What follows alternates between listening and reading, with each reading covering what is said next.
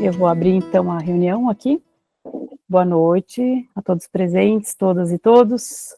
Com muita alegria que a gente faz o primeiro nós desse segundo semestre de 2025. Esse é um evento que o Conselho de Famílias faz já há uns anos, que é quando a gente convida alguém da comunidade que tem seu trabalho, suas expertises para trocar com todo mundo, né? E hoje a gente convidou a Patrícia, mãe do segundo ano, né? Ela é fono, tem um currículo enorme, mas acho que não é tão importante agora. Mas ela vem falar sobre a questão da alimentação, deu calor aqui, com o tema quando a alimentação infantil se torna um desafio, quando que a alimentação infantil se torna um desafio familiar, né? Então, acho que as instruções são essas, que a gente possa manter os microfones fechados, dúvidas, levantem as mãos, escrevam ao chat, e é isso, estamos muito felizes por mais uma noite como essa. Bem-vinda, Paty, bem-vindos todos. Obrigada, Nina. Queria agradecer o convite, a Tânia que me convidou, né, em nome do Conselho de Família. Muito feliz poder falar de um assunto que eu adoro e acho tão relevante, né, para a vida de todo mundo. Então, espero que vocês gostem. Eu sou fonoaudióloga, como a Nina falou, acho que a alimentação, ela é imensa, né? E daí você falar de alimentação, você pode falar por várias vertentes, né? Então, tem nutricionista, tem vários olhares. Então, é o olhar da fono, mas procurei trazer um olhar bem amplo, assim, nessa visão integral mesmo, né? Só um adendo, assim, eu sei que o nós geralmente tem essa visão mais da antroposofia. Eu estudo antroposofia pessoalmente, mas não fiz nenhum curso, assim, aprofundamento profissional em antroposofia. É uma alimentação de uma visão mais integral, né, do ser humano. Trabalho com alimentação responsiva, então é dentro desse olhar mais amplo, mas não especificamente da antroposofia. Então, se alguém também quiser contribuir, tiver algum olhar da antroposofia sobre, é muito bem-vindo, tá? E vou começar a apresentar aqui, vocês me falam se vocês estão vendo tudo direitinho. E pode ficar à vontade, quem quiser falar, qualquer coisa que quiser contribuir, compartilhar, vai ser muito bom.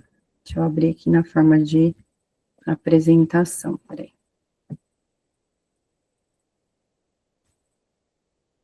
Oi? Não vejo mais ninguém. Sim. Então tá.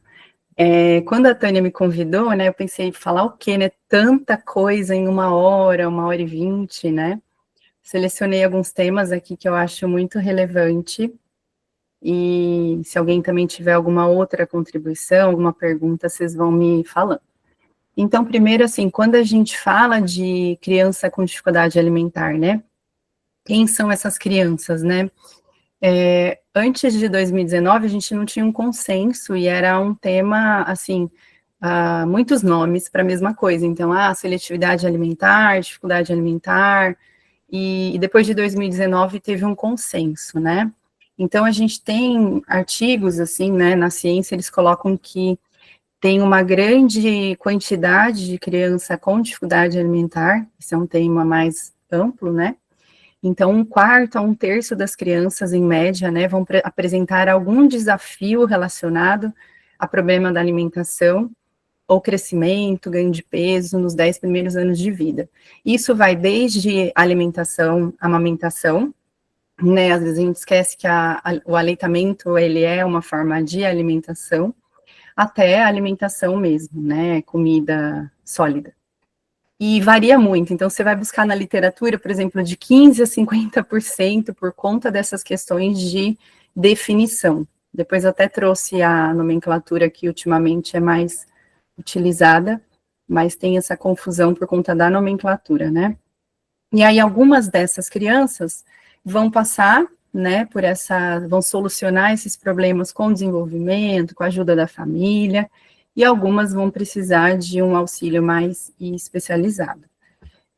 Uma estimativa que a gente sabe, né, que é bem divulgado na literatura, e crianças neurodivergentes, né, então, por exemplo, com TEA, né, transtorno do espectro autista, criança que foi um bebê prematuro, ou que tem algum tipo de atraso, dificuldade no desenvolvimento, a gente sabe que é mais prevalente, né, as dificuldades alimentares. E aí, aquilo que eu falei, ó, varia de 13% a 97%, então uma grande variação por conta das questões de definição, né, da nomenclatura utilizada. E mesmo as crianças com desenvolvimento típico têm 25%, né, de prevalência aí de dificuldades alimentares. E por que é tão relevante, né, a gente pensar em alimentação, e aqui falando especificamente de alimentação infantil? Porque a gente sabe que essas dificuldades na alimentação, elas trazem grande impacto, seja para a criança, seja para a família, no âmbito físico, né, então, às vezes, crescimento, desenvolvimento, mas também da parte socioemocional, né, questões de saúde, então, déficits nutricionais, podem desencadear também doenças gastrointestinais, né, de regulação emocional, sensorial, e isso pode causar uma série de problemas, assim, para a criança, né, e para a família. Então, por isso que é bem importante a gente olhar para isso, né. A família, às vezes, as famílias ficam muito frustradas, né, então, assim, de quem é a culpa, né, o que eu fiz para que isso acontecesse. Se a gente pensar que a alimentação é uma coisa recorrente, né, na vida, no dia a dia, então, quantas vezes uma criança vai se alimentar no dia, né? E aí, se a gente pensa que esses momentos são desafiadores, imagina para essa família e para essa criança, então são embates, às vezes, frequentes, né? Para que a criança coma mais, coma certa quantidade de comida, coma certo alimento. A gente observa também, às vezes, muita presença de pressão, né? E a criança vai desenvolvendo, muitas vezes, uma relação negativa com o alimento. Então, o alimento não é uma coisa legal, né? E aí a criança vai gravando memórias de que não é legal comer me faz mal quando ela tem algum problema de saúde, né? Questões gastrointestinais, por exemplo. E isso vai ficando, muitas vezes, a criança começa a apresentar daí comportamentos que são chamados disruptivos, né? Porque nós, fonoaudiólogos, acreditamos, né, que comportamento é comunicação. Então, uma criança muitas vezes não sabe nomear, que ela não quer aquele tipo de alimento, que ela sente alguma coisa na textura, que ela não dá conta de mastigar, às vezes, determinado alimento, e ela não consegue comunicar isso, né, por meio da forma verbal, e isso é comunicado, às vezes, num comportamento. Então, muitas vezes a gente vê a criança jogando prato, empurrando a comida, jogando a comida no chão, enfim, né, e aí a gente sabe que isso tudo é uma forma dela comunicar que alguma coisa está acontecendo ali naquela alimentação. E a criança vai crescendo, né, e aí vai ganhando menos experiências positivas relacionadas à alimentação, né, e as habilidades motoras vão sendo prejudicadas.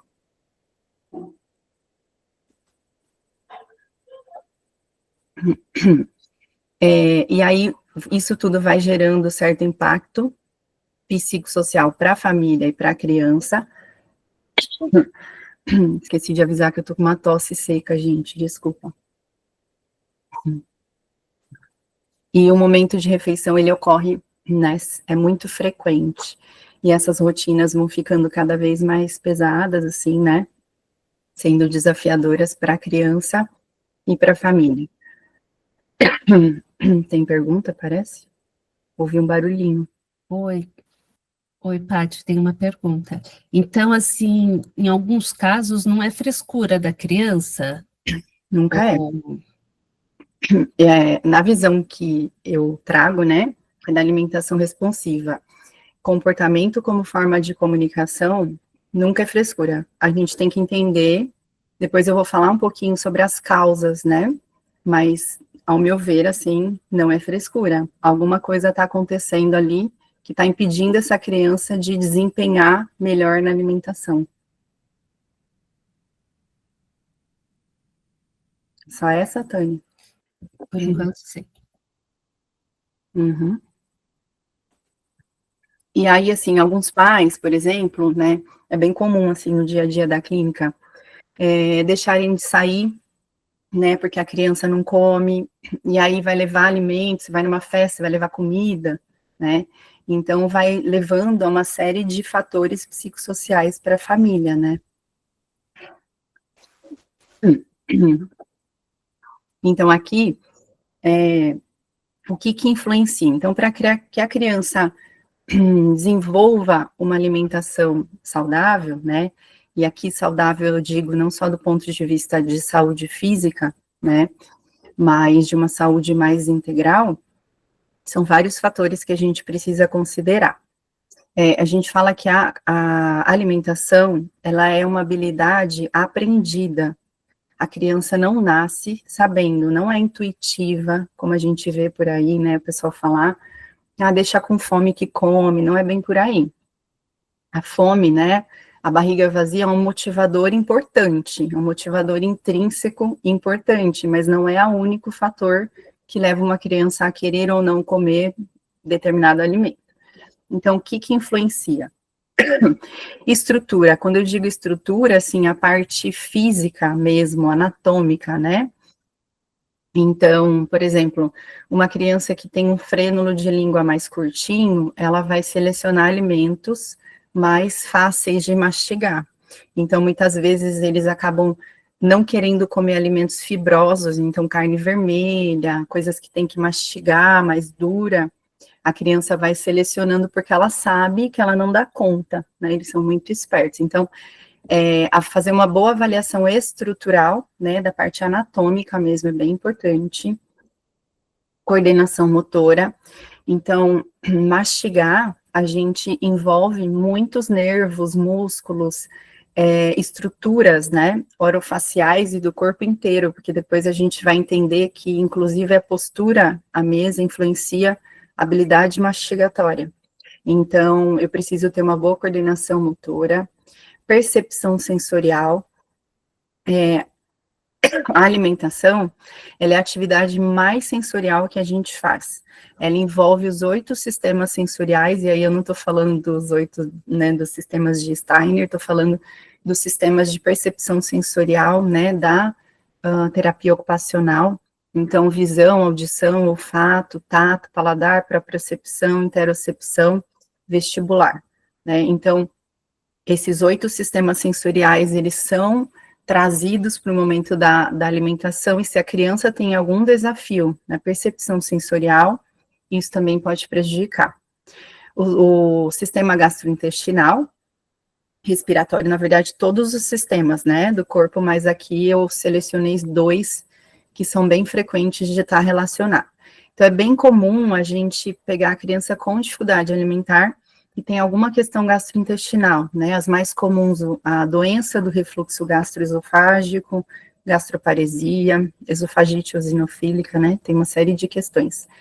E aí vira uma bola de neve, porque imagina uma criança que ela come, ela tem um refluxo, ela sente mal, ou ela come e ela não digere aquele alimento, né, ela digere muito lentamente, né, no caso da gastroparesia, então ela não tem fome real, não sente fome, e isso, por exemplo, a criança que tem dificuldade para evacuar, né, ela também não sente fome, fica com aquela barriga sempre cheia, então tudo isso pode gerar uma dificuldade alimentar. O sistema respiratório também influencia bastante, porque a gente sabe que 50%, por exemplo, do sabor está no cheiro, né? Então, as crianças que não conseguem respirar pelo nariz, tem uma adenoide hipertrófica, que tem uma amígdala muito grande, que tem essa dificuldade da passagem do ar pelo nariz, também vai influenciar na alimentação, porque elas vão ter dificuldade de perceber esse alimento, de sentir o sabor, vai ter menos interesse no geral, tá? Claro que tem exceções, né, mas falando de forma geral, isso pode desengajar aí no momento da alimentação. a alimentação não ser tão prazerosa, né?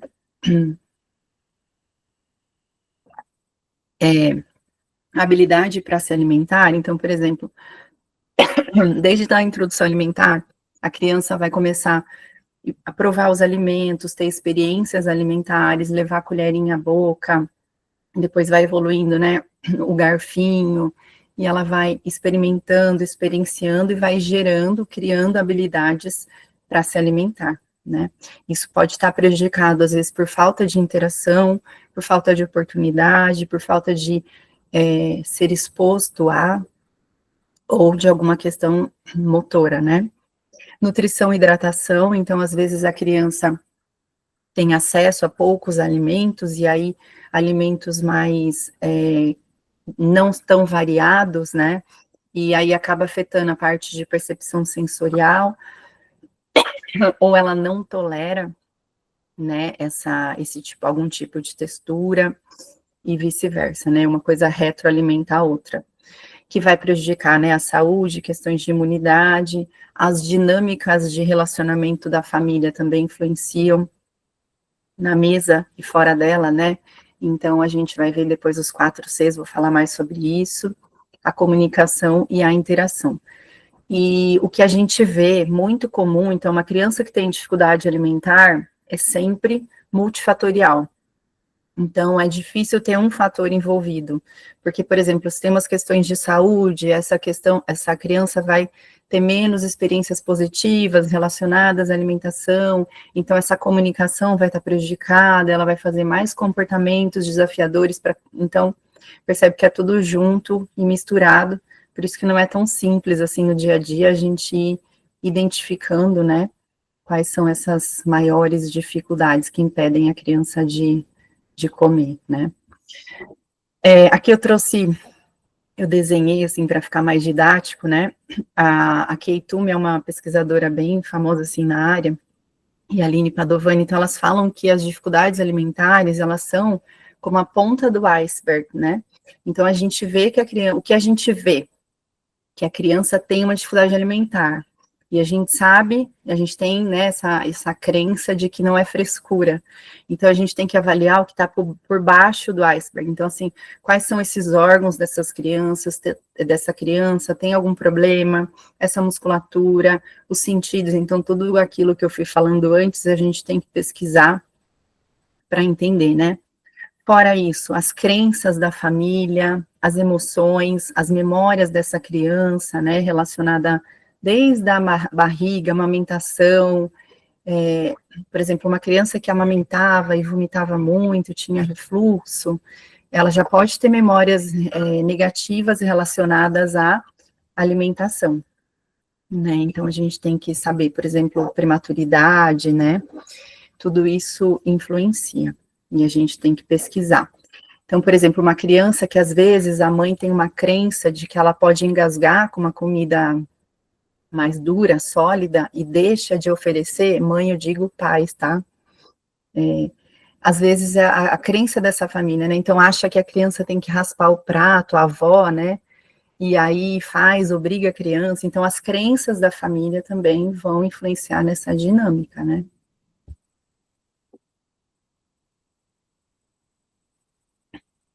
Aqui eu só trouxe para vocês saberem que hoje em dia, então, a gente tem um consenso, né, ele foi definido em 2019, que diz que, então, unificou esse nome, né, a criança que tem um prejuízo na ingestão oral, que ela não está apropriada para a idade, então a ingestão oral dessa criança não está apropriada para a idade, uma criança de 4 anos que come só líquido, uma criança de 2 anos que não come sozinho, enfim, aí tem vários critérios, né, mas só alguns exemplos, e que ela tem alguma associação com habilidades alimentares, a parte orgânica de saúde, socioemocionais ou nutricionais, que dura por mais de 2 semanas, essa criança é enquadrada nesse termo que eles chamam de distúrbio alimentar pediátrico, tá? E aí tem a forma aguda, né, menos de 3 meses, e a forma crônica, quando tem maior duração. E para diferenciar desse termo, a gente tem outro que eu não sei se o pessoal já ouviu falar, mas chama transtorno alimentar restritivo evitativo. Já é uma questão mais relacionada à saúde mental, né? Tá dentro do DSM, essa definição, e ele se relaciona mais com aquela criança que tem um apetite limitado, não tem vontade de comer, tem uma aversão oral, então é meio que um nojo, né, da comida, ou de algumas texturas da comida, e ela pode ter tido, aí são 3 tipos, né, e eles podem estar relacionados ou isolados, tá? Experiências aversivas e traumáticas, então uma criança que engasgou, né, teve que parar no hospital, engasgou, manobra, pode ter ficado com algum trauma, ou muitos vômitos, né, teve alguma experiência muito ruim, traumática relacionada à alimentação, isso também é possível, e tem esse nome, né, que a gente chama de TARI. Eu sei que na antroposofia, às vezes a gente evita rótulos, né, mas na área da pesquisa, assim, e para ter um consenso, ajuda, né.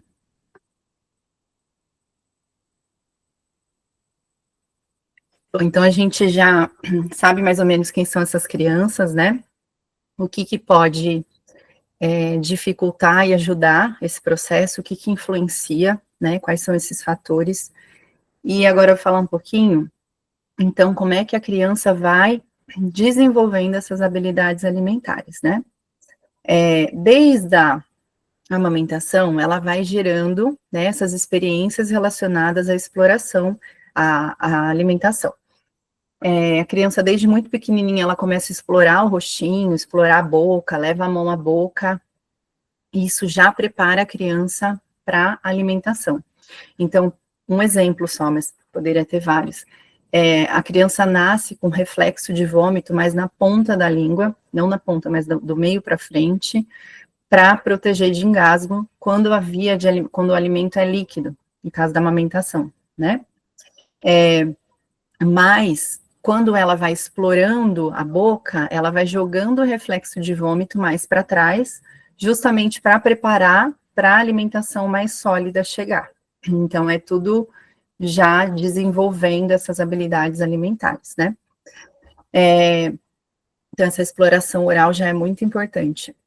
Elas também aprendem muito observando as outras pessoas, né? Por isso que é tão falado, até na antroposofia, eu sei que fala muito sobre isso, né? O comer em família, né? Então, esse comer social, observar outras pessoas comendo, inclusive a mastigação, ela não é inata, né? A gente aprende a mastigar do zero. Diferente da sucção, que a gente nasce bebê, né, com alguns reflexos orais que nos ajudam a amamentar, a alimentação, a mastigação é do zero, né? Então, elas aprendem muito observando outras pessoas, né? E vivências diversificadas e livre de pressão. Então, ter o alimento ali à vista, né? Por exemplo, aquela alimentação linda, né, de antigamente, né, pelo menos eu vim do interior, né, aquela mesa de vó, né, com as comidas no centro, e aí as pessoas vão se servindo, né, então mesmo aquela comida que a criança ainda não tolera, ou ainda não come, ela tá convivendo com frequência, vendo, sentindo o cheiro, vendo outras pessoas comerem, né, isso ajuda muito também.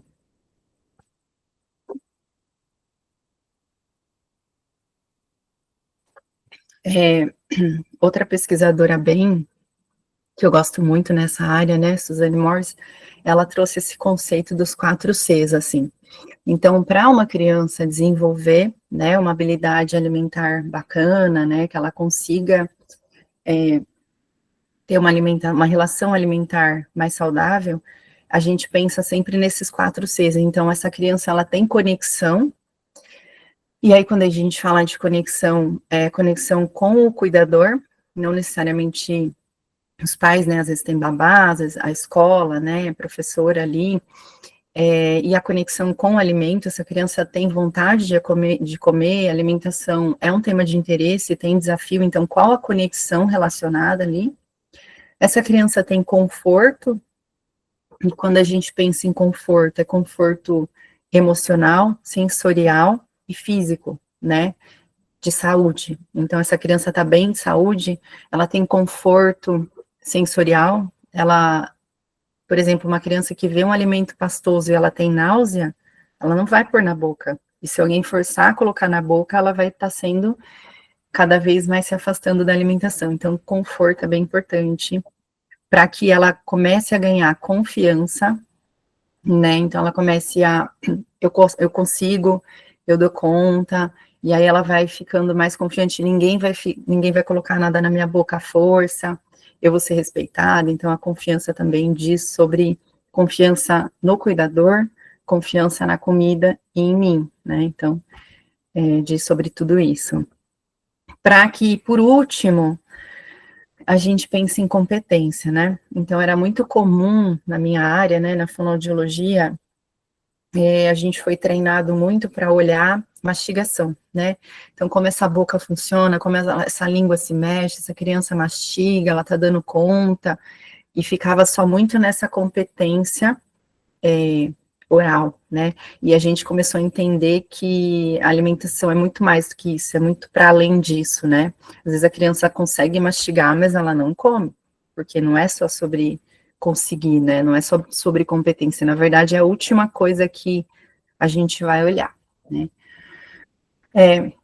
Uma coisa que é muito importante é quando a gente fala principalmente das crianças menores, eu trouxe porque eu não sei, né, se ia ter pai menor, de criança mais novinha, né? Então, a gente pensar na estabilidade postural para toda a idade é legal, mas especialmente para os mais novos, né?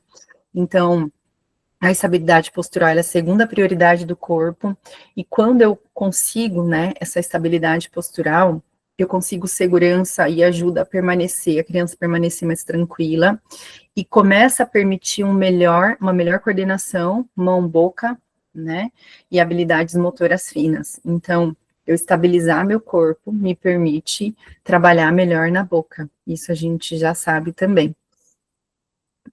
Trouxe uma figura de um bebê, mas poderia ser uma criança, 2, 3 anos, né? Então, a gente sempre vai pensar nas costinhas apoiadas, 90 graus aqui, né? Então, essa perninha dobrada, sempre apoio de pés. Então, né, ensino infantil, por exemplo, as cadeirinhas baixas, né? A criança sentindo o chão é bem importante, assim, para estabilizar esse corpinho que ainda está aprendendo a mastigar até os 4 anos, né? Então, é um processo. Eu consigo liberar esse corpo para minha boca funcionar melhor.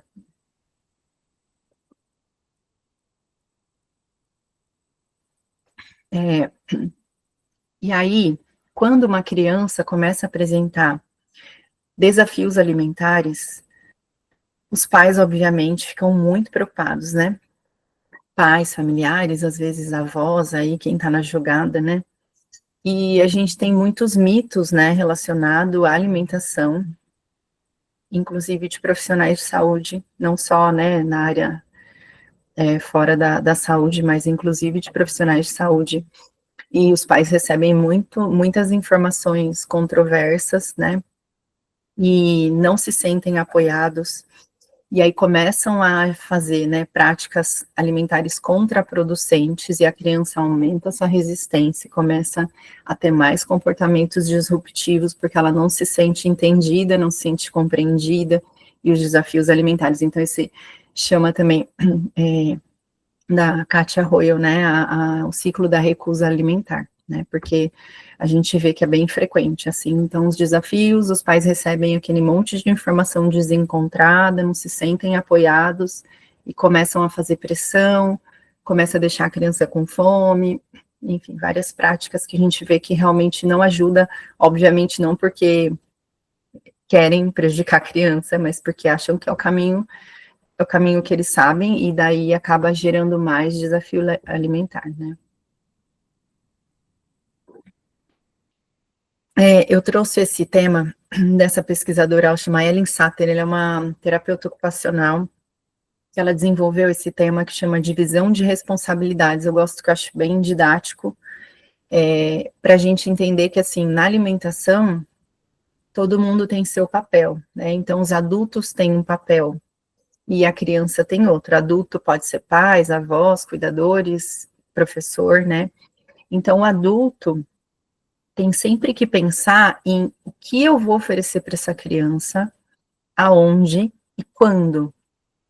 Esse é o nosso papel, né, de adulto. Então, assim, eu não posso jogar na mão de uma criança, o que você quer comer agora? Tem criança que vai dizer chocolate em todas as refeições, né? Tem até adulto, mas tem criança. E aí, então, assim, o que a gente pode fazer, dentre aquilo que eu preparei, então, eu preparei lá arroz, feijão, carne, né, uma quantidade ali de comida, e aí, dentre aquilo que está na mesa, o que você quer, né, mas dentre aquele conjunto estipulado, né, aonde? Então, assim, é no sofá, é na frente da TV, é na mesa com todo mundo junto, é o adulto que define, né, e quando? Então, assim, claro que se a criança ficar beliscando o dia inteiro, vai chegar nas grandes refeições, ela não vai ter fome.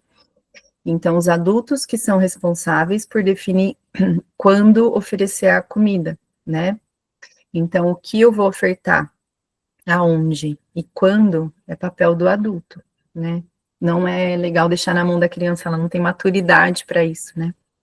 E se eu vou comer e o quanto, é a criança. É claro que aqui a gente tem alguns casos que são diferentes, né? Então, por exemplo, aqui a gente conta que essa criança está com uma boa interocepção.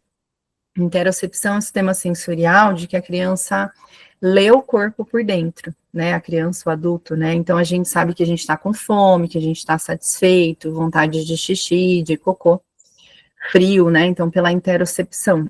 E aí, quando algumas crianças têm alguns problemas que desativam esse sistema, assim, ele fica, ela não consegue ler esses sinais, e aí a gente tem que ajudar. Mas, no geral, a criança consegue perceber, né, se ela vai comer o quanto de qual alimento que está ofertado, que os pais escolheram. Bem legal. Então, aqui só uma outra forma de resumir aquilo que a gente estava conversando. Então, quando a gente pensa em querer melhorar a alimentação de uma criança, é como se fosse no topo de uma pirâmide. A refeição, ela está no topo. Então, a gente tem que pensar o que vem de base, né? Então, essa criança, ela tem conforto, né? Eu pus gastrointestinal, mas poderia ser qualquer sistema dessa área de saúde físico, né? Mas gastrointestinal, a gente vê que é o que mais impacta aí no dia a dia da alimentação. Então, essa criança, ela tem conforto gastrointestinal, sensorial, emocional. Como é que é essa criança na vida? Porque a criança funciona na alimentação como ela funciona na vida.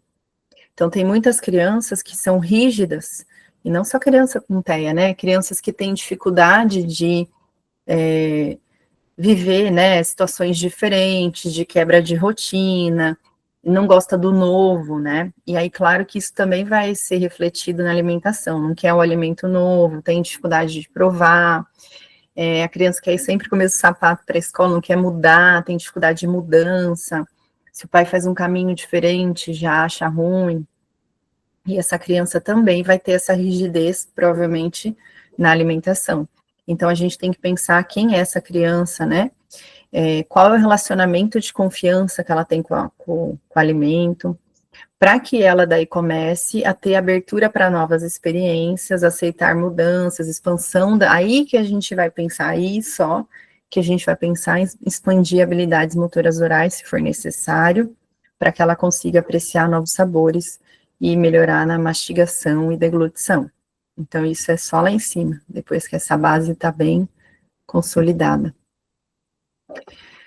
E se de fato, então, a gente vê que uma criança precisa de ajuda, né, então ela precisa de ajuda profissional, né, especializada na área da alimentação, a área que eu me identifico, tem outras, né, tem abordagens comportamentais, eu me identifico com a terapia de alimentação responsiva, então só trouxe para vocês conhecerem, né, que ela é uma terapia que ela pensa em 3 objetivos, né, amplos. A gente vai priorizar que a criança sinta-se segura e que ela tenha regulação do sistema nervoso. Então, a gente vai olhar para neurocepção, quais são os traumas, histórias, experiências, para ter curiosidade, apetite, e como que eu ajudo essa criança a querer aprender, né, sobre alimentação. Então, aqui, a gente vai sempre buscar motivação intrínseca, né? O que desperta essa criança para querer comer, né? Para querer interagir com aquele alimento, não necessariamente comer no início, né?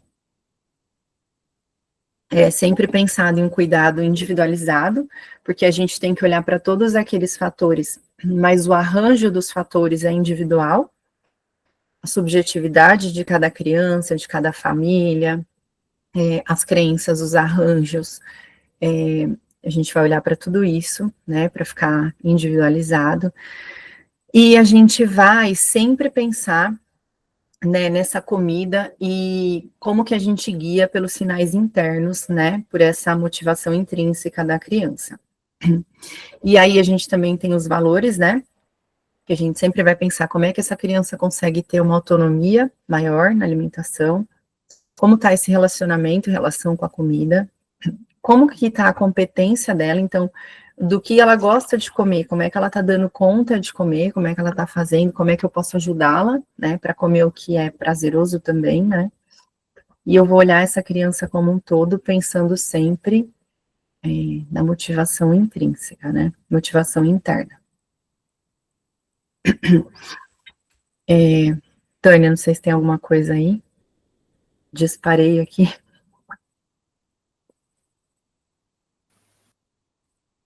Acho que não, acho que você pode continuar, Paty. Não tem, não. Tá bom. E aí eu trouxe algumas considerações. Ouvi um barulho. A Andrea quer perguntar uma coisa. Pode perguntar, Andrea.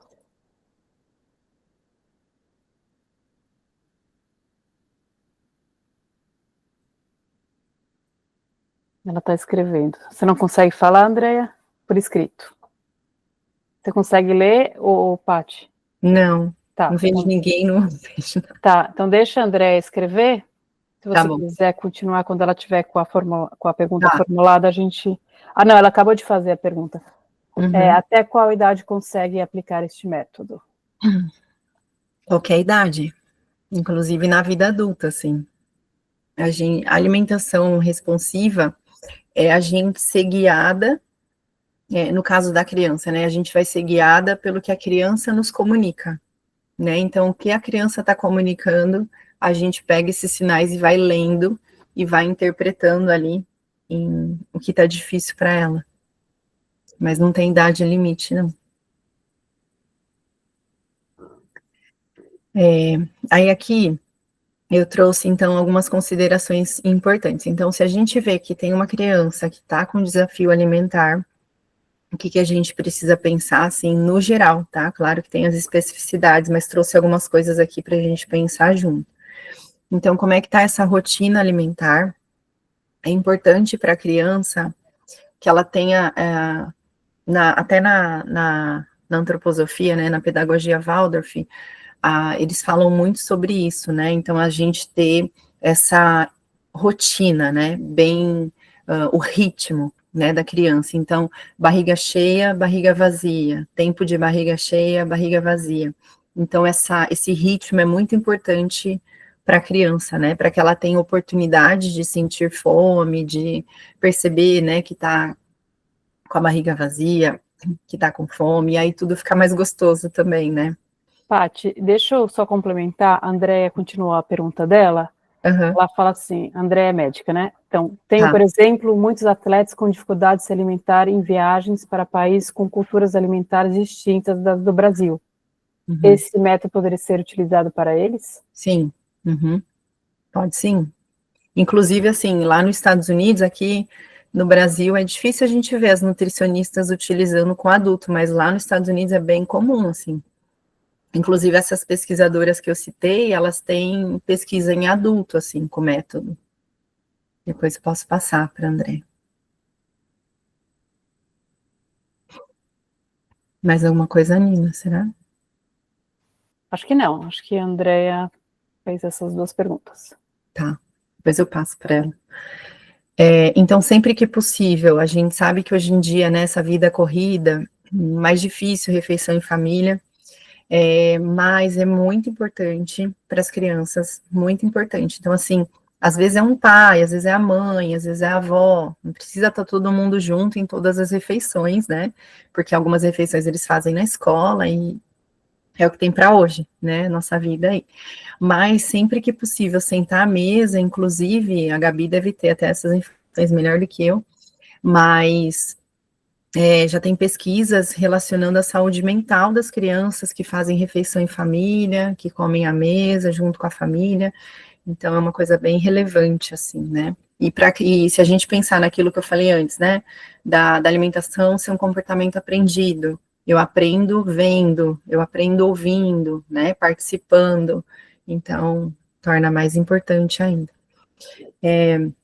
A gente sabe que quando uma criança tem desafio alimentar, é muito estressante para os pais, especialmente para a mãe na nossa sociedade, porque ainda é muito culpabilizador, né, para a mãe, assim, ela se sente obrigada, eu não dei conta de alimentar o meu filho, né, por conta até da amamentação, né, se responsabilidade da mãe, isso acaba se estendendo para a alimentação, e acaba gerando muito estresse e ansiedade, e os pais começam a pressionar. Então, come que eu te dou isso, come que acontece aquilo, se você comeu salgado, você ganha o doce, ou então pressão mesmo para força, né, para a criança comer. E daí a gente sabe que hoje em dia, né, que quando a criança é muito pressionada, ela entra num sistema de luta e fuga, e ela já nem está aberta para aprender, né, e a alimentação é aprendida, então ela já não está mais aberta para aprender nada. Então a pressão na alimentação é muito ruim.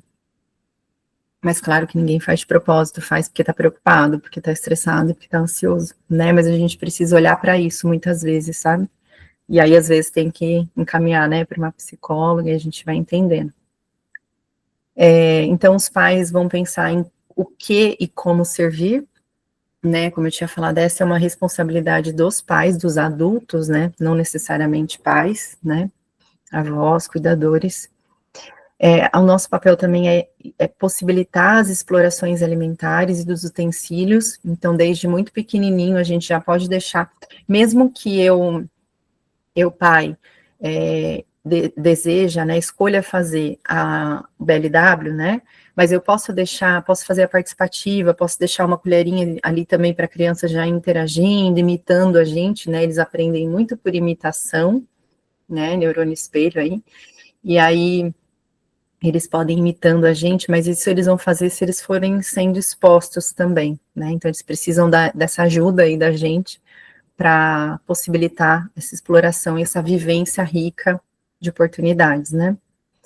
Então pensar naquele posicionamento da criança, postura mesmo, como que está esse desenvolvimento global e como é que eu posso ajudá-la a construir habilidades, né, para alimentação.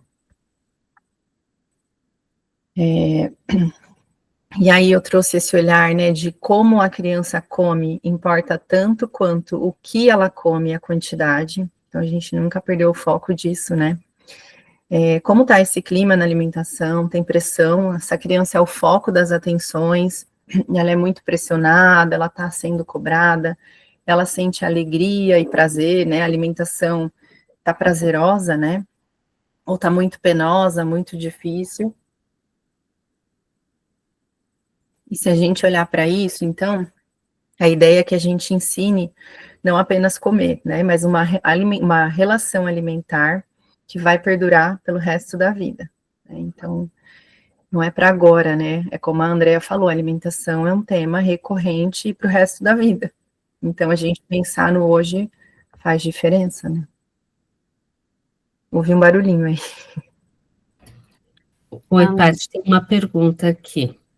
Meu filho de 5 anos é o terceiro filho, o único seletivo da família. Onde eu errei? Como convencer a experimentar coisas novas? Quem é? Só para eu saber o nome. Esse daqui é Cris. Acho que fui eu que coloquei no formulário.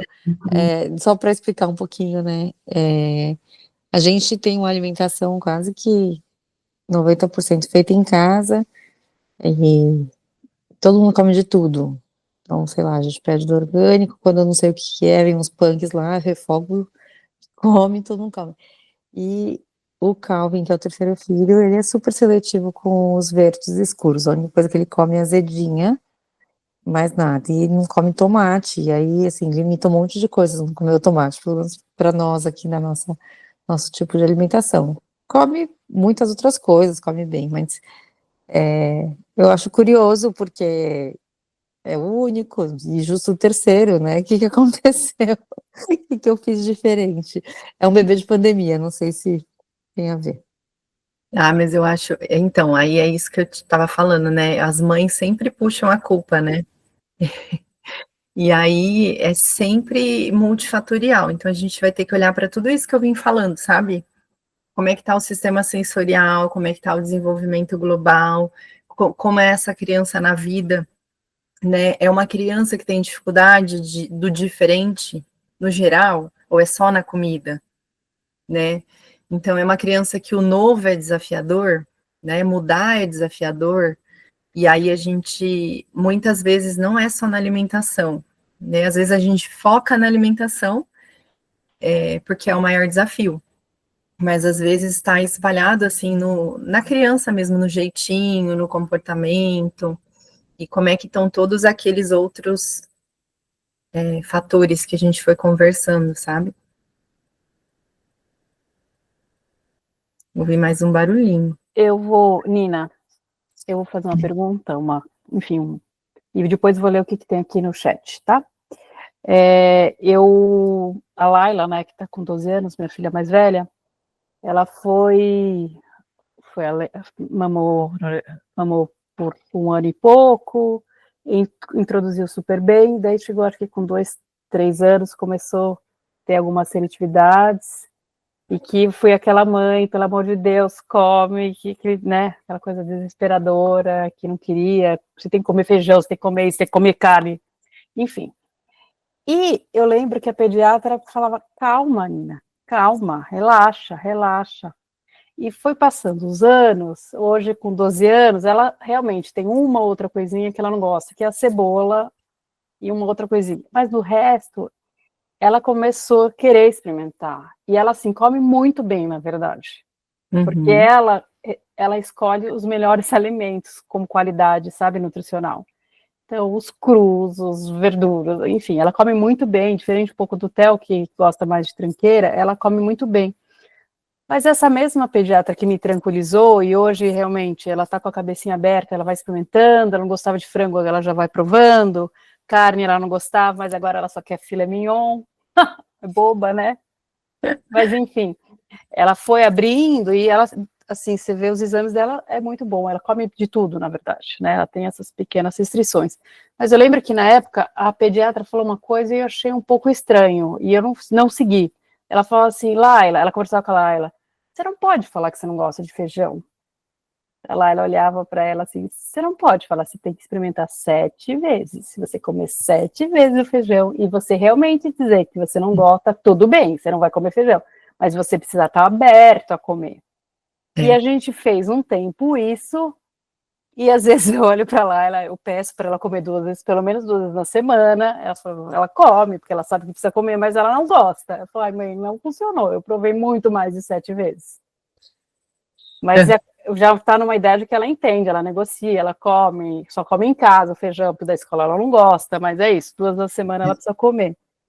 Então isso é uma coisa que eu queria colocar, mas também foi um pouco de eu relaxar, e que, vai mudar. Eu olho meus irmãos, eu como muito bem, eu sempre me alimentei muito bem, e ela tem esse exemplo meu e do Gustavo, então ela viu, né? Isso. E eu lembro dos meus irmãos também chatinhos para comer, eu nunca tive essa seletividade, mas eu lembro dos meus irmãos, e hoje eu olho os meus irmãos, eles comem muito bem. Uhum. Então tem o cara eu era muito chata para comer também. Foi comer bem adulto, com 30 anos, sei lá, 20 e poucos anos, mas assim, aquele cara que só queria comer besteira também mudou. Chega uma hora que muda, né? Então, mas uma coisa importante que você falou, mudou porque vocês não pararam de oferecer e vocês foram modelo. Isso é bem importante, porque assim, o que a gente vê acontecer muito, Nina? Então, assim, primeiro que as crianças são esponja, e às vezes os pais querem comer coisa X e oferecer o feijão com arroz para a criança. E a criança cada vez mais vai ficando, não é o caso, né, de nenhuma de vocês, mas a gente vê isso acontecer. E às vezes aí, a criança não come, então eu vou parar de oferecer. E aí a criança nunca mais vê aquele alimento. E daí virou um alimento esquisito, né? Tipo, eu não tenho mais vivência. E eu falo igual pro Gabriel, eu falo assim, quando ele fala assim, eu não gosto de alguma coisa, eu falo, você não gosta hoje. Aí hoje em dia ele já fala, eu não gosto hoje. Aí ele vai dando chance, e ele fala, agora eu gostei. Algumas coisas sim, outras não, obviamente, né? Ninguém vai gostar de tudo, né? Quase tudo. Quase ninguém gosta de tudo, né? Sempre tem alguma coisa. Então, Cris, assim, também, é bem isso, assim, não deixar de oferecer, né, como ela falou, eles comem, ele vê, ele come, e aí, assim, não deixar sumir, sempre tá ali na mesa, tá ofertando, tá comendo na frente, é bem importante, porque daí esse alimento não some, né, não vira um extraterrestre, né, assim. Então, eu acho que esse é o ponto, porque a gente também fala aqui que o nosso corpinho muda o tempo todo, então que a gente pode não gostar hoje, mas que amanhã a gente vai gostar, para continuar tentando. E a gente o almoço, pelo menos, é uma refeição que a gente faz todos juntos sempre.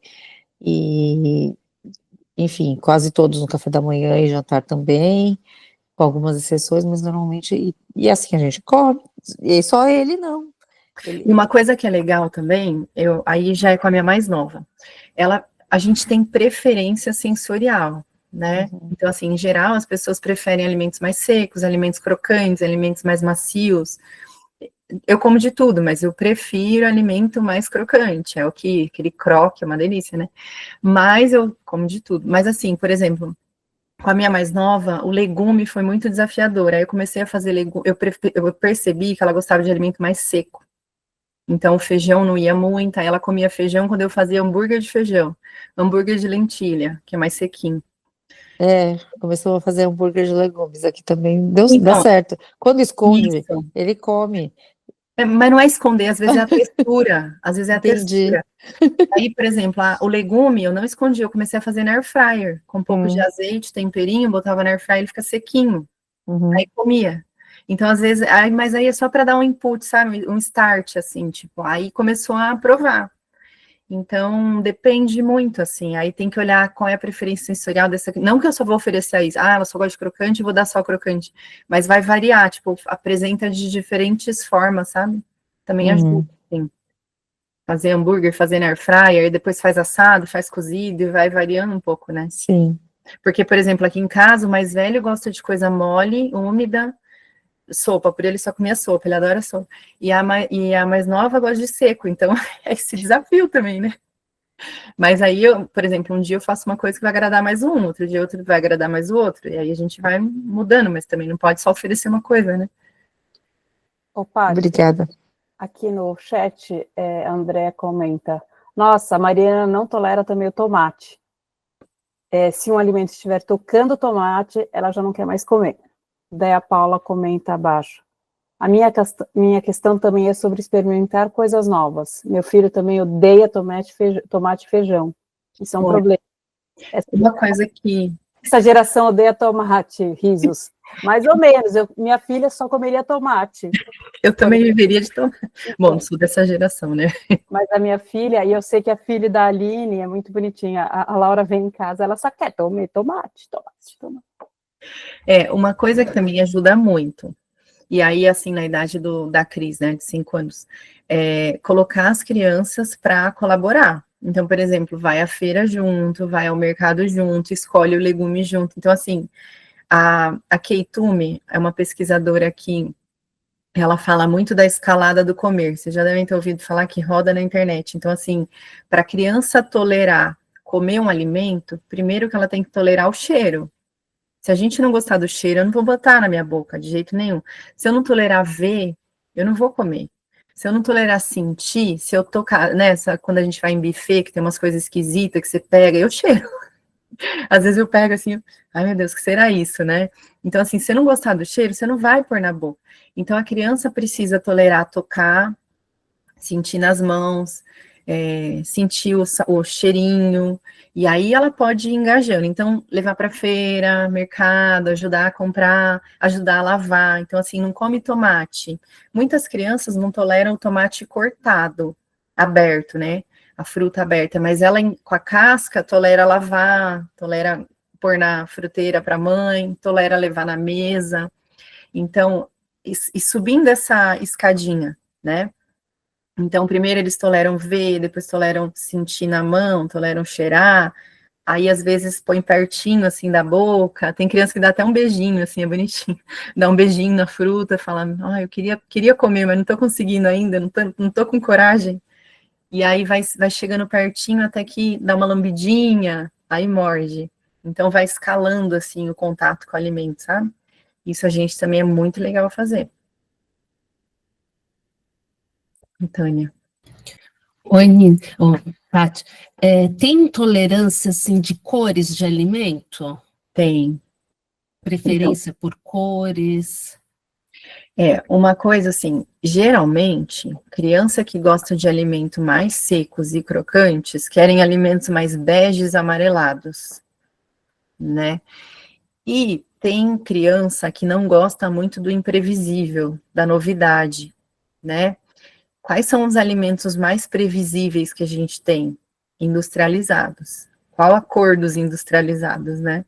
Beges e amarelados. Então, assim, se eu pegar um morango, um dia ele vai estar mais ácido, outro dia ele vai estar mais azedo, mais, né, docinho. As frutas, os legumes, os alimentos da natureza, eles variam, né? Eles são bem imprevisíveis, né? Sendo que os industrializados são mais previsíveis. Então, por exemplo, crianças que têm transtorno de processamento sensorial, elas vão para o previsível, né? Sem surpresa sensorial. Eu não quero surpresa sensorial. Então, eu vou selecionar, geralmente, aqueles alimentos beges, pastéis, né? E alimentos mais previsíveis de sabor também. É bem comum. Nossa, Paty, eu achei muito, muito interessante isso, porque faz muito sentido isso. Muito, né? Estou pensando aqui em crianças com TEA que eu conheço, elas, né, ou que eu tenho observado, às vezes eu fui uma vez numa colônia de férias, dessas de férias, e tinha uma criança que ficou brincando com o Theo, e ele só comia, sei lá, era um miojo, a salsicha, nananã, todo dia. E assim, eu falava, cara, mas daí a mãe falou, é que ele tá acostumado, ele só quer isso, mas é isso, né, porque sabe o que vem, né? Exato. Conhece o gosto, né?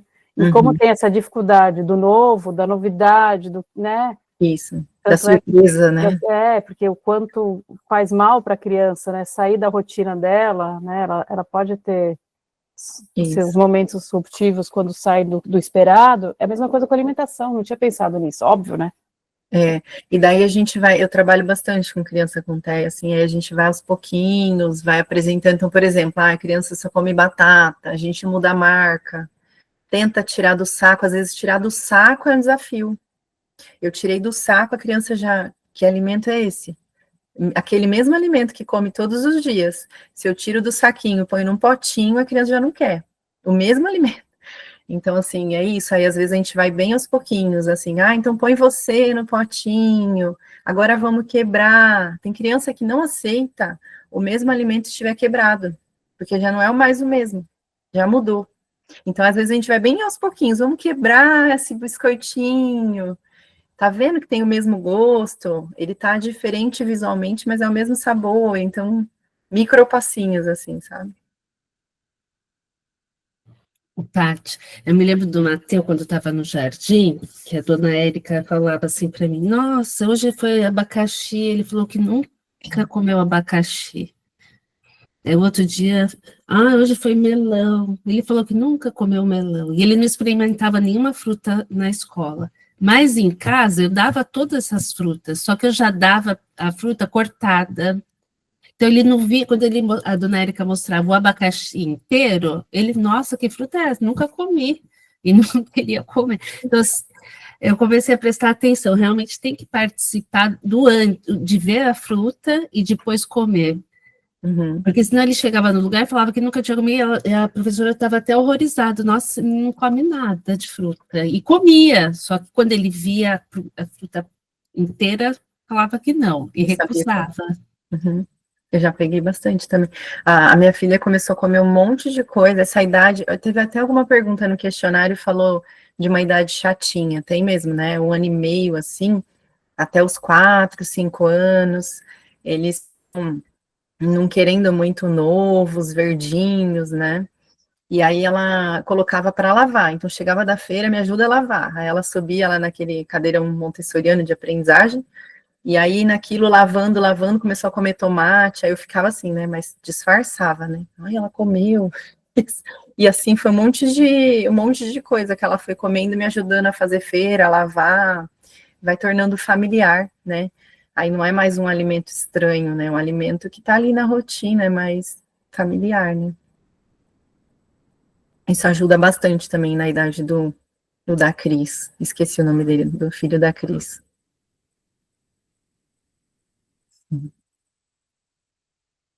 É o Calvin. Calvin. E a Cris é uma Tem uma cozinheira de mão pergunta aqui cheia, né? sobre paladar de doce. Como fazer um adolescente se alimentar, né? Pela manhã, tem paladar doce. Eu acho que é um pouco de tudo isso que a gente foi falando, né? Assim, de toda essa rotina, né? Dessa rotina, né? Do ritmo, também serve para adolescente, né? Aí tem que colaborar mais ainda, né? Mas aí eu sei que é difícil colaboração, eu não atendo adolescente, também não tenho filho adolescente, vocês me falam aí, Nina, como é que é?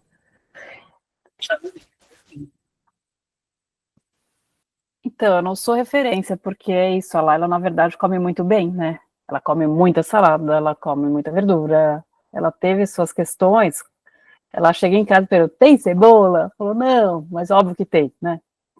Tudo tem cebola e alho, cozinha, ela fica brava, às vezes eu falo, Laila, daí agora a gente, sei lá, eu vou fazer uma pasta que tem que ter alho, enfim. Deu agora, a gente fez um jeito que ficou estratégico. Eu faço grande o alho inteiro.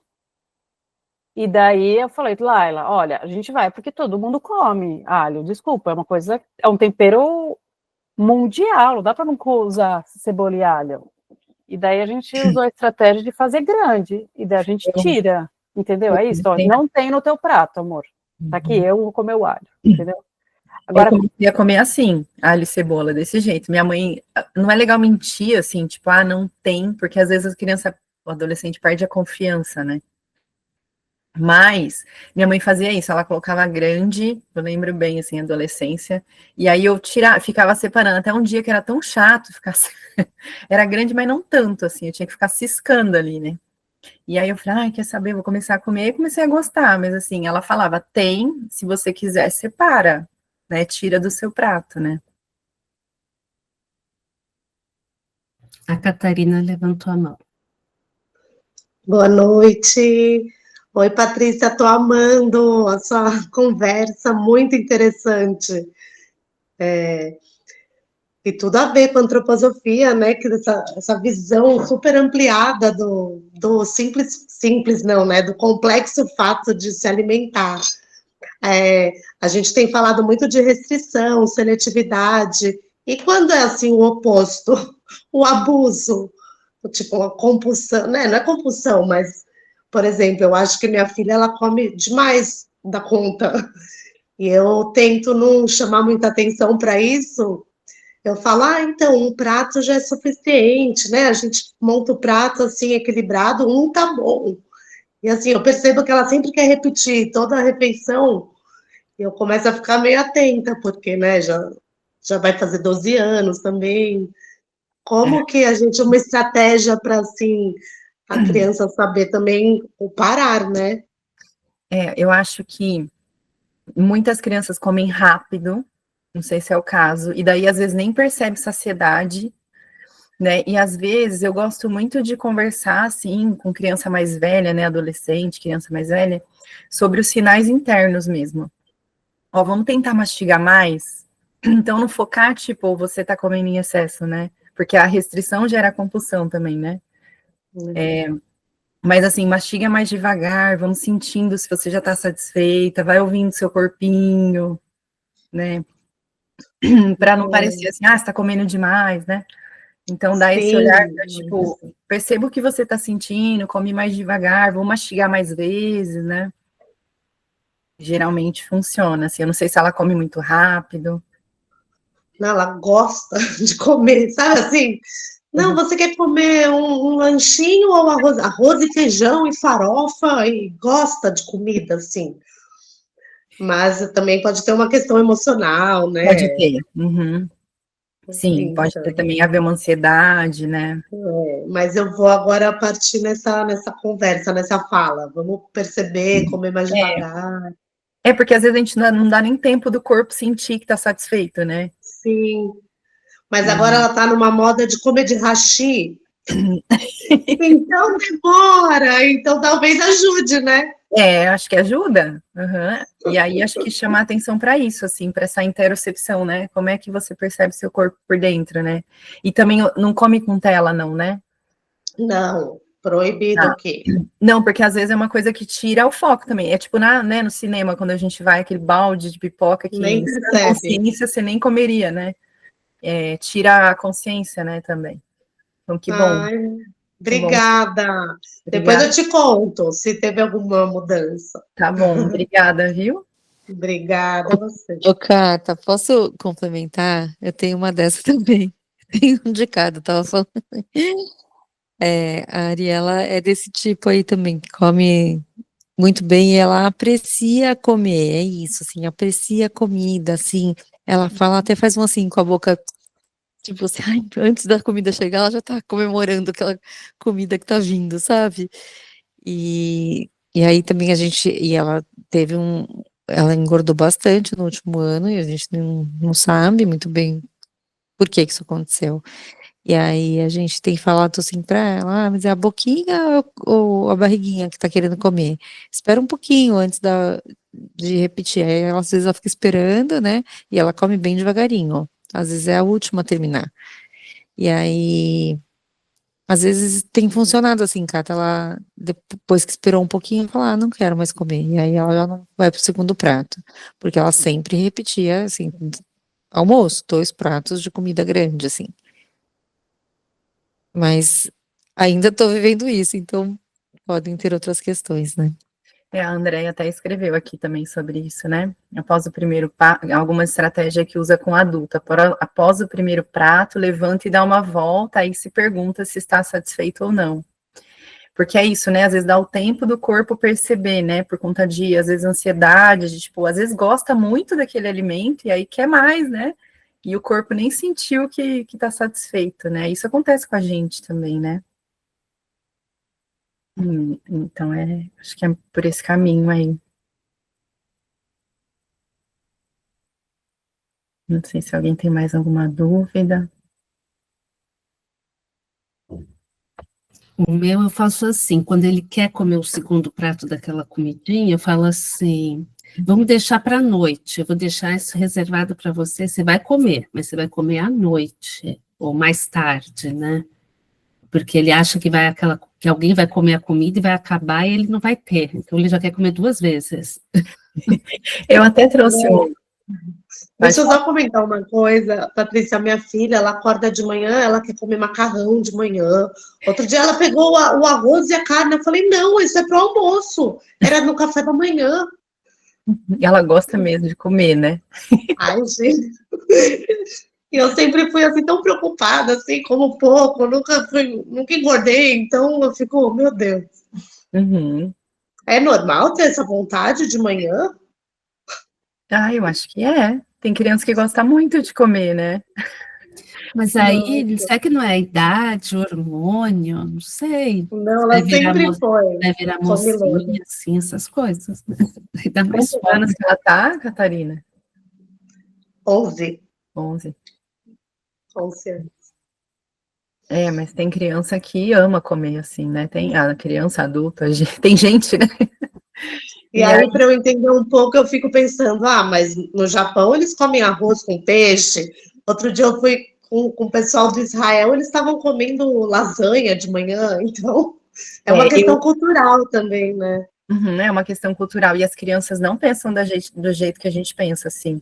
Eu atendo criança, tipo, por exemplo, a manhã toda, aí tem criança que eu preciso trabalhar proteína. E aí eu falo, ai meu Deus, oferecer frango, 9h30 da manhã, a criança vem feliz da vida, assim, como mastigar frango e comer, e eu acho super estranho, e eles estão super felizes, assim, sabe? Eles não têm muito isso, não. Comida é comida, assim. Aí, claro que depois vão crescendo, vai pegando ritmo, né, assim, mas tem criança que toparia, assim, um frango de manhã, não tem isso, não. Muito cultural mesmo. A Luciana colocou assim: tomate, alho e cebola assados fazem um sucesso aqui em casa. Arroz de café da manhã já rolou por aqui também. A Cris complementou. A Alice perguntou esse final de semana se podia comer lasanha no café da manhã. E nem é das que aprecia comer aqui. Mesma idade da Luana. Mas, gente, a Laila tem 1 ano que começou a comer muito. Ela comia que nem um passarinho. Mas essa coisa hormonal, cara, eles batem os pratos, 3 médias, 4 médias tranquilamente, quando estão com fome. É impressionante. Tem tudo isso, né? Ó, da onde a Andrea vem, o hábito é comer comida no café da manhã. Chamamos de quebra-torto.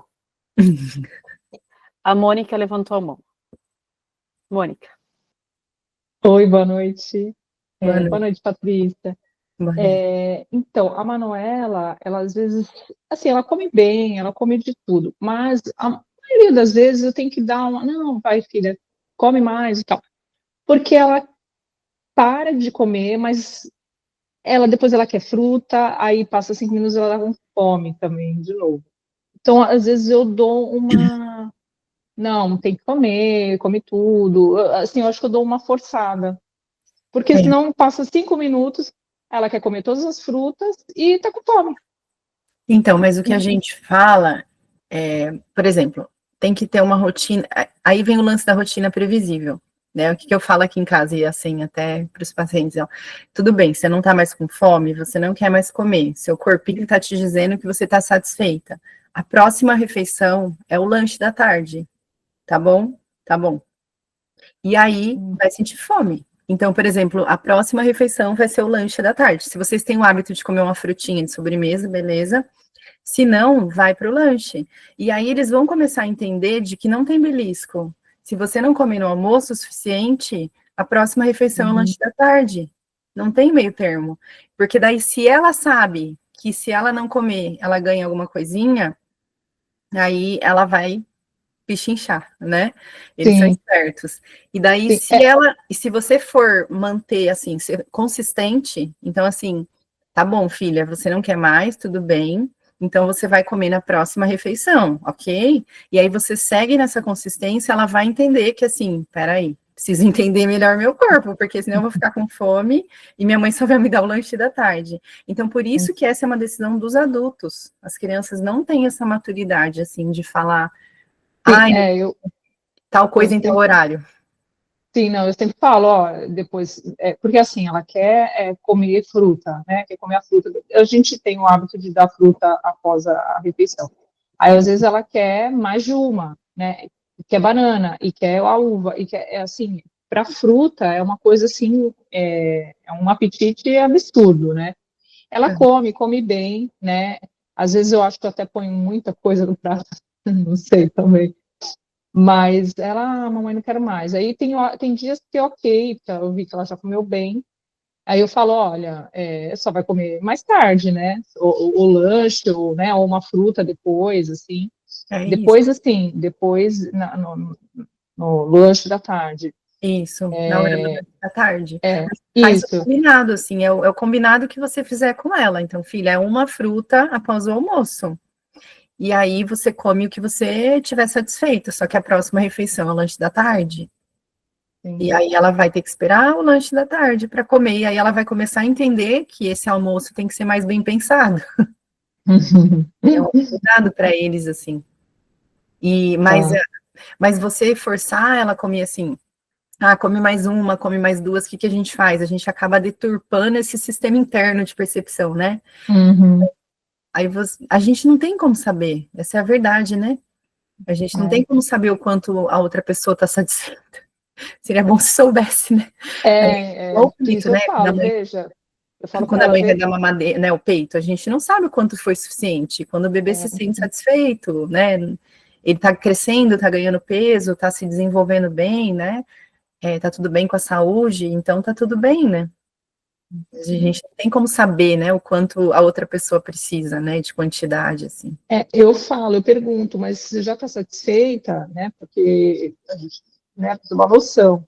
Aí ela fala que tá, né? Mas é que já foi pior, assim, já foi dela não querer e depois quer comer 30 frutas. Aí eu falo, não, é uma só e ele lá, tá ótimo. Porque senão pula o almoço e fica só na fruta, né? Troca pela fruta, Vocês podem fazer esses combinados, né? Sim. Tá bom, obrigada, viu? Imagina, obrigada. Paty, a Alicia levantou a mão, e só para falar que já são 9h25, tá, gente? Que a gente combinou terminar por volta das 9h30, tá? Tá. Ai, só complementando aqui que eu vi. Olícia, só a Catarina colocou, eu falo isso muito para as crianças aqui em casa, a cozinha tá aberta, a cozinha tá fechada. A cozinha abriu, agora a cozinha vai fechar, depois só vai abrir no café da tarde. Para eles ficar mais palpável às vezes, né? Eu uso muito isso também, essa analogia. Eu falo aqui em casa também, cozinha fechada. Cozinha fechou. Desculpa, Alicia. Não, tudo bem. Eu não sei se você falou, eu entrei um pouquinho depois, mas sobre qual a influência da alimentação para a fala. Uhum. Então, elas são, não diretamente, assim, a alimentação influencia na fala, mas os articuladores, as musculaturas, as estruturas são as mesmas, né? Então, por exemplo, se a gente pensar uma criança que tem um tônus rebaixado, né, tem uma fraqueza muscular, no geral ela vai preferir alimentos mais moles, mais fáceis de mastigar e tem uma inteligibilidade de fala reduzida. Então, assim, é uma fala mais mole, né, fala mais difícil de entender, né. E aí, muitas vezes a gente vai, eu que sou dessa área da alimentação, né, a gente vai perguntar para os pais, essa criança está selecionando alimentos, e aí quando a criança começa a mastigar melhor, eu gosto de trabalhar a força muscular na função. Então, assim, tem fono que trabalha, tipo, vamos trabalhar com plástico, né, ficar mordendo garrote. Não, eu gosto de trabalhar com alimento, porque daí a criança transfere para a vida, e a própria função que ela vai exercer diariamente vai proporcionar que ela ganhe força muscular suficiente para falar melhor. Não sei se deu para entender, mas assim, a função, Eu entendi. a alimentação Até queria dar um exemplo aqui em casa. Eu gosto muito de fruta do conde. E aí eu tinha medo delas comerem para engasgar, mas eu sempre comprava e elas, mamãe, eu quero, tá bom. Aí eu disse, olha, pega de um por um, porque eu pego uma colherzinha cheia e boto na boca. Aí eu disse, gente, pega de um por um, porque vocês ainda não têm prática. E hoje elas estão tão espertas, elas botam um monte, sai cuspindo os carocinhos. Eu disse, meu Deus, será que está mexendo todos os músculos aí da boca? Porque é tão difícil da gente tirar, né? Que eu disse, nossa, deve estar fazendo um exercício danado. E é ótimo. É isso que você está querendo falar, né? Isso, E aí eu gosto de trabalhar com isso, assim, porque daí a criança não vai ficar fazendo exercício, ela comer, ela vai estar se exercitando, né? Então, assim, ela comer um alimento mais fibroso, ela já vai estar, né, fortalecendo aquela musculatura que vai ser muito bacana para a fala, né? Porque daí eu preciso de um tônus adequado de musculatura também para eu falar bem, né? Mais claro. Então, tem tudo a ver, tá tudo junto.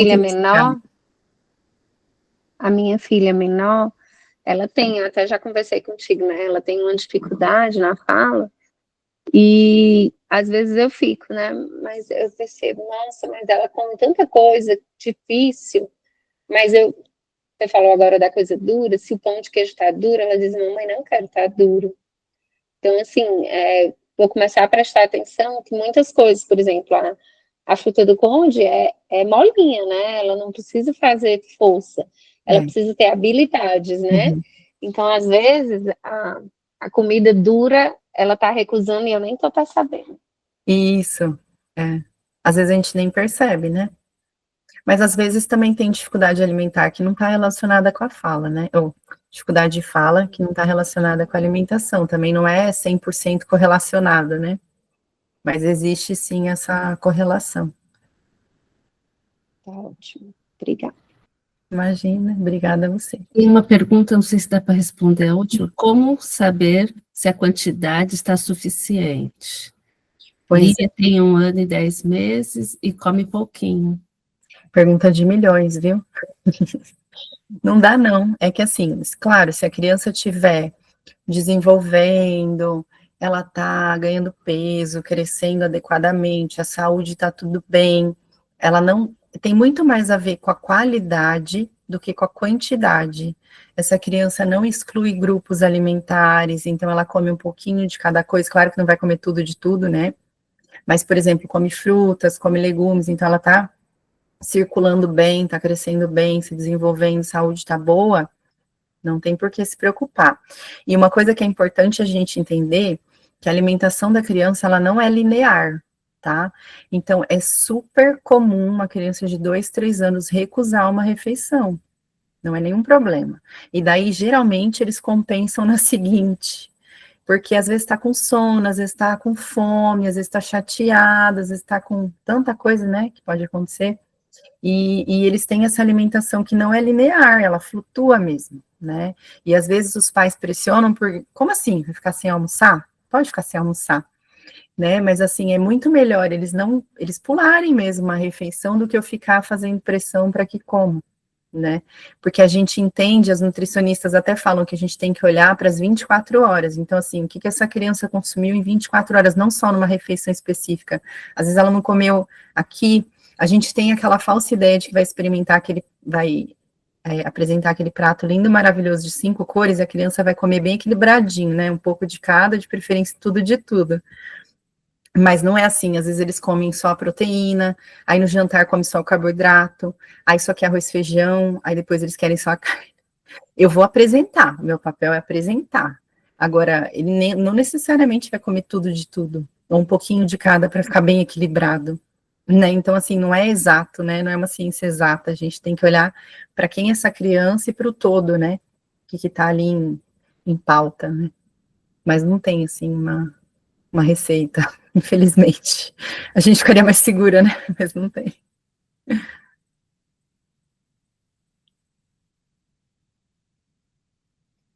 A última. Aqui em casa eu comecei a perceber, na minha filha mais nova também, que eu colocava o prato, como eu faço das duas juntas, eu acabava usando quase a mesma quantidade. E aí a pequena olhava assim para mim e dizia, mamãe, é muito. E aí travava assim para comer. Trava mesmo. E aí eu comecei a mudar, eu comecei a botar bem menos, e aí ela começou a pedir para repetir. E aí eu disse, bom, agora eu acho que eu vou fazer assim. Porque eu tive a sensação de que ela, só em ver aquele prato cheio, já dava uma angústia, sabe, interna. Maravilhosa ela, incrível. Então, isso é a terapia de alimentação responsiva. A gente é guiado pelo que a criança comunica. Ela falou, né? Foi linda, mas às vezes eles não conseguem falar. O prato cheio é pressão. A gente entende como pressão na terapia de alimentação responsiva. Então, assim, eu fazia aquele mega prato, a criança, às vezes, muitas crianças travam mesmo. Tipo, o que é isso? Né? Ela espera que eu coma tudo isso. E principalmente, né, até para quem perguntou assim, alimentos novos, alimento novo, que a criança nunca viu, a gente vai pôr pequena quantidade, né, então, assim, são pequenas doses, né, se a gente, por exemplo, a criança não come brócolis, ela vê um monte de brócolis no prato, ela muitas vezes sai da mesa, né, tipo, o que é isso? Que absurdo foi esse? Então, muito linda ela falar isso, incrível já perceber e já saber te nomear, né, muito legal. Mas é pressão mesmo, pratão cheio. Que bom que vocês perceberam. Fala, Rê. Oi. Ô, Paty, eu tenho uma pergunta. A Catarina, ela é uma incógnita. Tem dias que ela come, tem dias que ela não come. tem dias que ela ama brócolis, tem dia que ela odeia brócolis. E na escola, por exemplo, ela come muito bem. Todo dia tem o relatório de que ela se alimenta muito bem, repetiu, comeu tudo que tinha, todas as opções. Mas em casa não. Em casa ela é muito mais seletiva do que ela na escola. E eu sou, no geral, bem tranquila. Eu não forço, eu não. Eu permito ali ela comer o que. Eu sirvo tudo que tem e ela come o que ela gosta e precisa. Só que a Catarina, ela tem quase uma deficiência de ferro e ela, na curva do peso, ela é tipo 10%. Ela é super magrinha. Aí, tá me ouvindo? Agora voltou. A minha pergunta é: devo me preocupar? Eventualmente o ferro vai subir? Mudo a minha tática? Porque assim. Aí tem que. O que o pediatra dela fala, assim, sobre isso? Tem que ver como tá a saúde, assim, no geral, né? Mas, assim, na escola ela come bem, e tem pediatras que suplementam ferro, né? Até a criança. Porque é isso, essa fase eles são meio chatinhos, no geral. E aí tem pediatra que suplementa ferro, eu sei que ele é homeopata, né? Ele fez uma sugestão, caso eu queira dar. Ele falou: eu ainda não estou te fazendo uma recomendação, mas se você quiser dar, você dá. Só que a Catarina não toma remédio nem, né, só por Deus, é só assim. Então eu não fiz esse movimento ainda, porque sei que não vai ser fácil, entendeu? Então eu fico na expectativa de que ela daqui a pouco começa a comer um pouco melhor, entendeu? E começa a perceber as preferências sensoriais, aí vai variando também formas de preparo, né? Mas, por exemplo, hoje no jantar, teve uma tortinha de frango. Ela já comeu essa tortinha de frango 10 vezes, mas hoje ela não gosta da tortinha de frango, entendeu? Então, assim, é difícil, ela muda muito o que ela gosta e o que ela não gosta, entendeu? E daí, por exemplo, ela não quis a tortinha de frango, e aí? Tinha foi um jantar um tanto quanto improvisado. Então tinha hoje tinha pouco macarrão, era um macarrão com atum, e aí a gente fez a tortinha para complementar. Ela não quis a tortinha e eu acabei fazendo mais macarrão. Então Depois ela comeu o macarrão com atum, porque, enfim, era congelado o macarrão, e aí ela não era o suficiente, a gente pegou a tortinha, ela não quis a tortinha, e eu falei, quer saber, eu vou fazer mais macarrão. Aí eu fiz mais macarrão.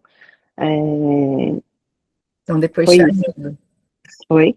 Depois eu te ajudo, então, a gente Tá bom. pensar para a gente olhar de forma mais global aí. Tá bom, obrigada. Imagina, obrigada a você. Gente, acho que por uma questão de horário, acho que a gente podia encerrar, são 9h40 quase, né? Acho que é isso. Paty, querida, muito obrigada, muito bacana, viu? Obrigada, eu. Obrigada a todos que ficaram até agora. A gente chegou num pico de 22 pessoas, agora estamos com 19, então foi muito bom, viu? Desculpem minha tosse, mas obrigada pela Não paciência. atrapalhou em nada, não atrapalhou em nada. Acho que é isso, gente. A gente vai depois, alguém vai editar esse vídeo, não sabemos ainda quem, provavelmente o Cauê, e depois vai estar disponível esse nós para todos nós. Obrigada. Obrigada, Paty. Boa noite. Boa noite, querida. Tchau, tchau.